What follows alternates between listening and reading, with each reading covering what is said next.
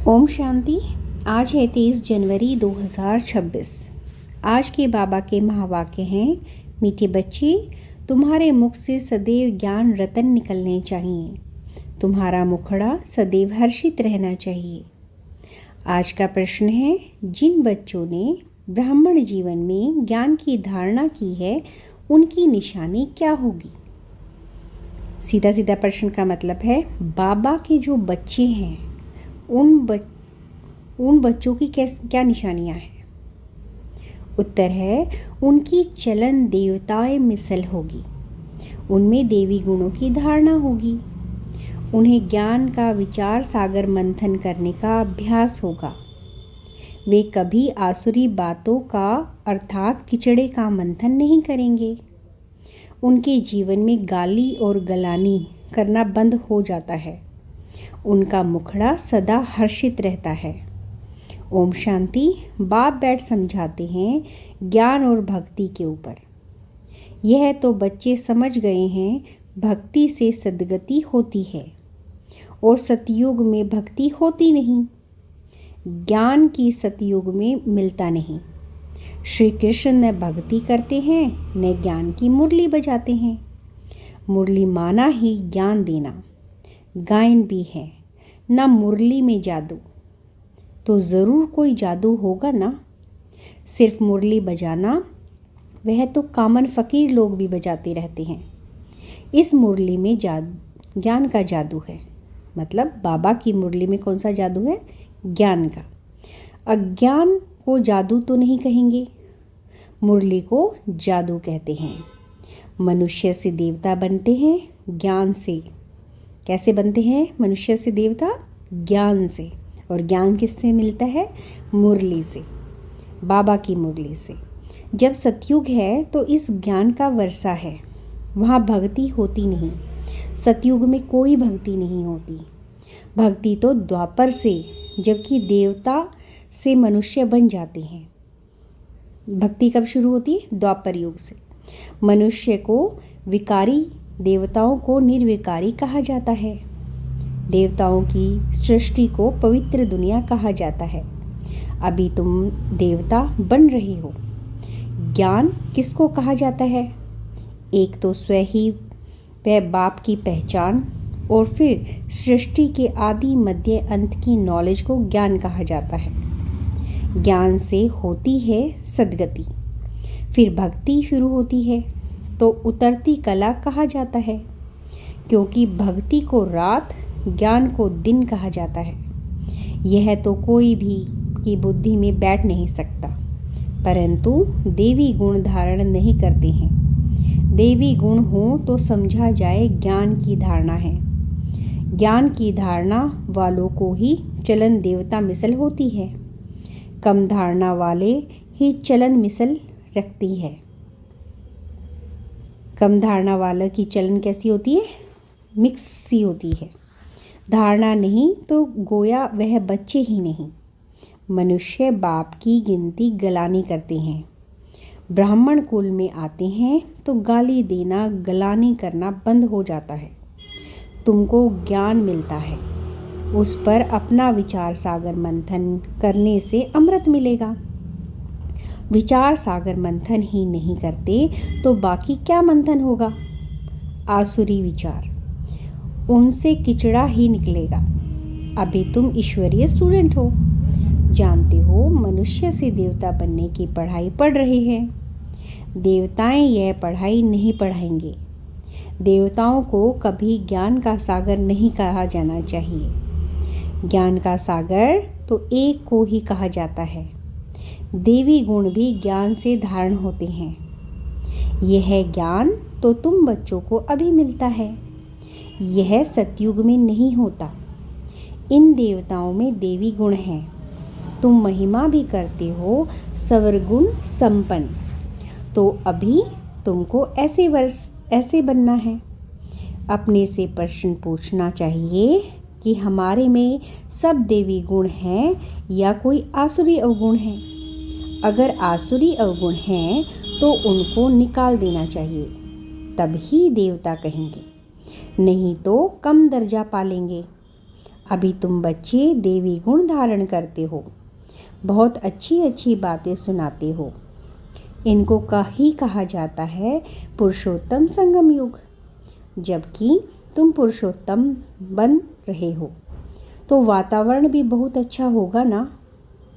मुख से कोई भी छी बात न निकाले, नहीं तो कहा जाएगा यह कम दर्जे का है। बोलचाल और वातावरण से झट पता पड़ जाता है। तुम्हारा मुखड़ा सदैव हर्षित होना चाहिए, नहीं तो उसमें ज्ञान नहीं कहा जाएगा। मुख से सदैव रतन निकले। यह लक्ष्मी नारायण देखो कितने हर्षित मुख हैं। इन्हों की आत्मा ने ज्ञान रतन धारण किए थे। मुख से सदैव ज्ञान रतन निकलते हैं।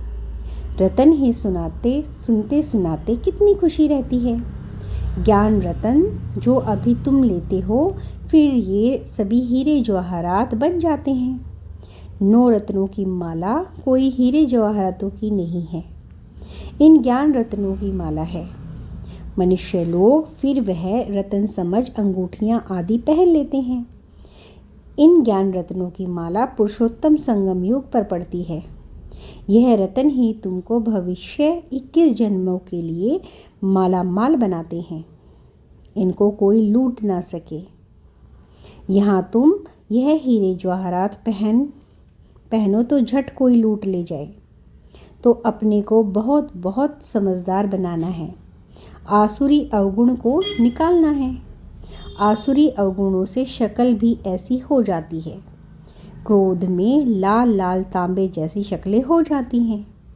काम विकार वाले को काले बन जाते हैं। तो बच्चों को हर बार में विचार सागर मंथन करना चाहिए। यह पढ़ाई है ही बहुत धन पाने की। वह पढ़ाई कोई रतन थोड़े ही है। हाँ, नॉलेज पढ़कर बड़ा पोजीशन पा सकते हैं, तो पढ़ाई काम आई ना, न कि पैसा। पढ़ाई ही धन है। वह है हद का धन, फिर यह है बेहद का धन। है दोनों पढ़ाई। अभी तुम समझते हो बाप हमको पढ़ाकर विश्व का मालिक बना देते हैं। वह अल्पकाल क्षणभंगुर की पढ़ाई है, एक जन्म के लिए। फिर दूसरे जन्म में नए सिर चढ़ना पड़े। वहाँ धन के लिए पढ़ाई की दरकार नहीं। वहाँ तो अभी के पुरुषार्थ से अकिचार अथाह धन मिल जाता है। धन अविनाशी बन जाता है। देवताओं के पास धन बहुत था। फिर जब भक्ति मार्ग अर्थात रावण राज्य में आए तो कितना था, कितने मंदिर बनाए हुए हैं। फिर आकर मुसलमानों आदि ने धन लूटा, कितने धनवान थे। आज की पढ़ाई से इतना धन कोई बन नहीं सकेंगे।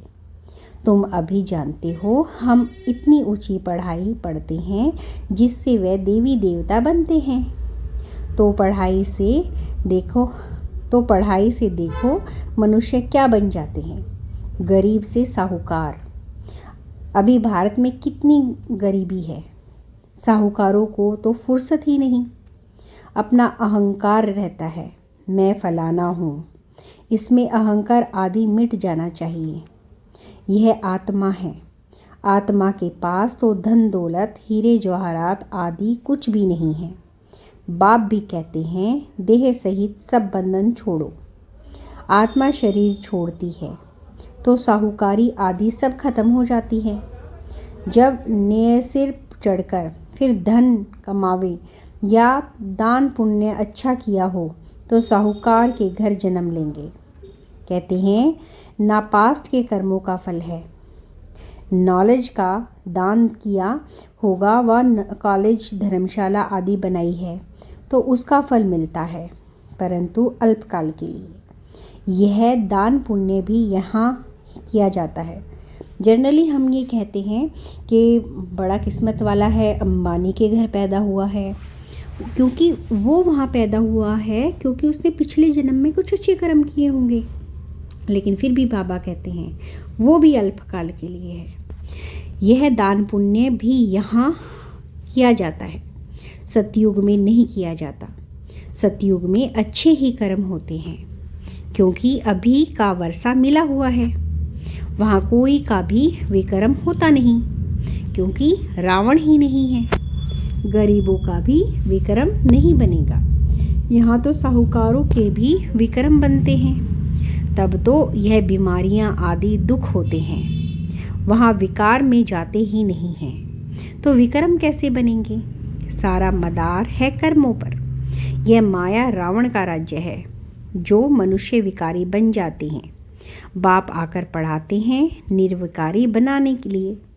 बाप निर्विकारी बनाते हैं, माया फिर विकारी बना देती है। रामवंशी और रावणवंशी ही युद्ध चलती है। तुम बाप के बच्चे हो, वह रावण के बच्चे हैं। कितने अच्छे अच्छे बच्चे माया से हार खा लेते हैं। माया बड़ी प्रबल है, फिर भी उम्मीद रखते हैं। अधम से अधम, बिल्कुल पतित का भी उद्धार करना होता है ना। बाप को तो सारे विश्व का उद्धार करना होता है। बहुत गिरते हैं, एकदम चट खाते में अधम से अधम बन जाते हैं।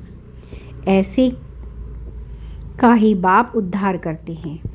अधम तो सब हैं रावण राज्य में, परंतु बाप बचाते हैं। फिर भी गिरते रहते हैं तो बहुत अधम बन जाते हैं।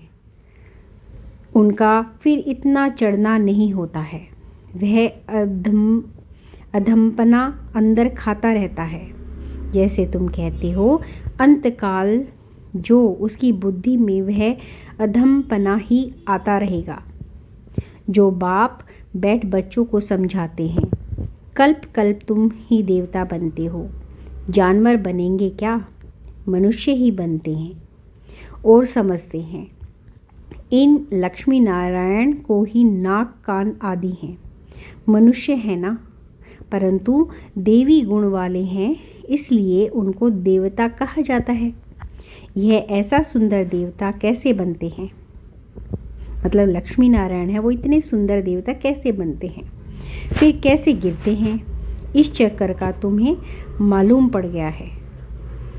हमें अब ये बात पता है कि जो लक्ष्मी नारायण जो देवी देवताएं हैं, वो कैसे सतयुग में थे और आज वो कलयुग में आते आते कैसे बन गए।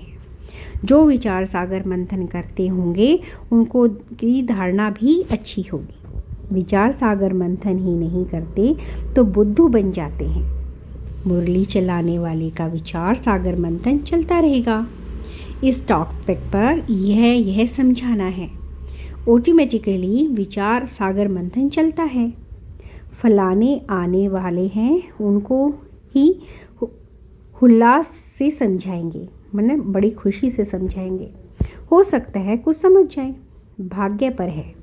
कोई झट निश्चय करेंगे, कोई नहीं करेंगे। मतलब कोई बाबा का ज्ञान समझेगा और कोई नहीं समझेगा। उम्मीद रखी जाती है, अभी नहीं तो आगे चलकर समझेंगे ज़रूर। उम्मीद रखनी चाहिए ना। उम्मीद रखना माना सर्विस का शौक़ है, थकना नहीं है। भल कोई पढ़कर फिर अधम बन जाया है, आता है तो ज़रूर उनको विजिटिंग रूम में बिठाएंगे। वह कहेंगे चले आओ। ज़रूर पूछेंगे इतने दिन क्यों नहीं आए। कहेंगे माया से हार खा ली। ऐसे ढेर आते हैं। मतलब हम भी ऐसे करते हैं। हम भी ऐसे वक्त था जब बाबा के पास जाते थे और कहते थे हम कई दिन बाद गए, तो वो पूछते थे आप आए नहीं, तो कहते बस घर में इतनी परेशानियां चल रही थी, ये हो रहा था वो हो रहा था। ये सब है माया। मतलब हम थक गए हैं, माया से हार खा ली थी।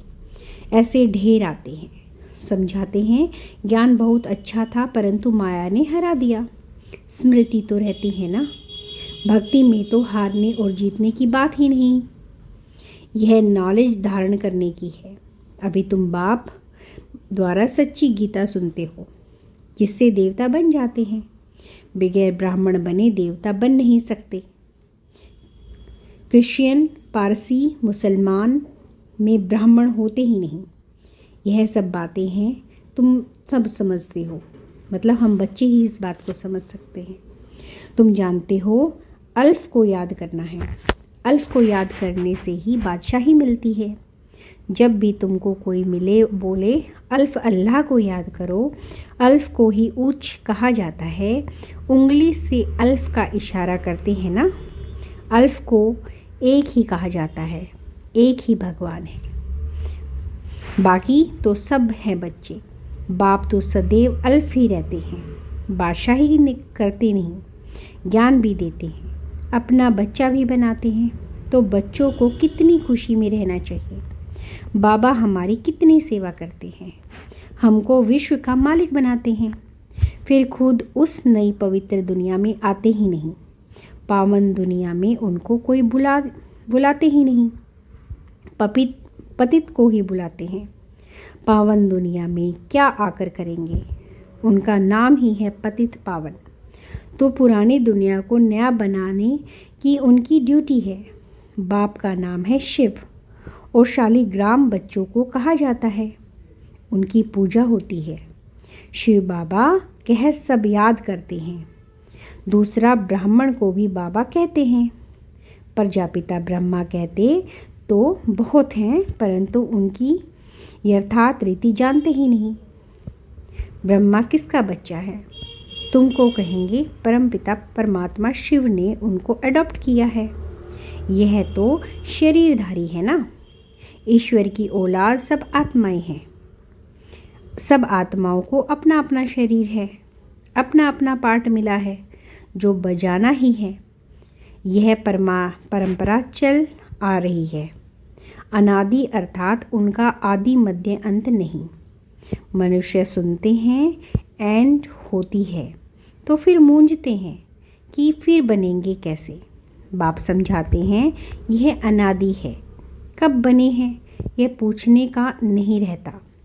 प्रलय होती ही नहीं, यह भी गपोड़ा लगा दिया है।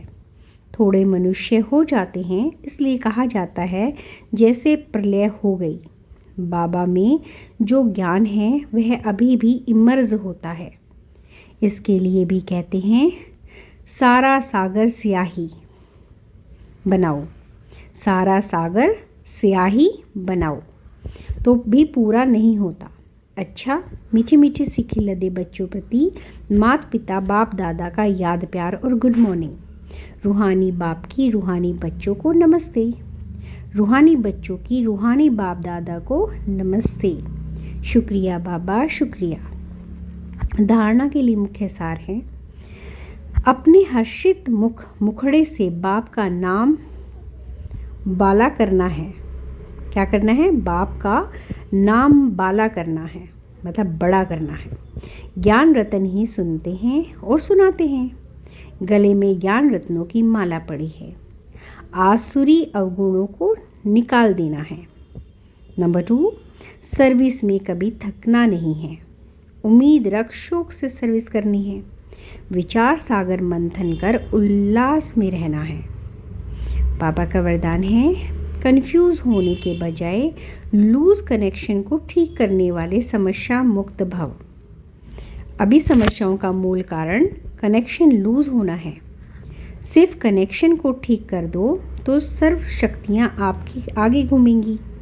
यदि कनेक्शन जोड़ने में 1-2 मिनट लग भी जाए तो हिम्मत हार कर कंफ्यूज न हो जाओ। निश्चय के फाउंडेशन को हिलाओ नहीं। मैं बाबा का, बाबा मेरा, इस आधार से फाउंडेशन को पक्का करो तो समस्या मुक्त बन जाएंगे। आज का स्लोगन है, बीज रूप अवस्था में स्थित रहना यही पुराने संकल्पों को पवित्र करने की विधि है।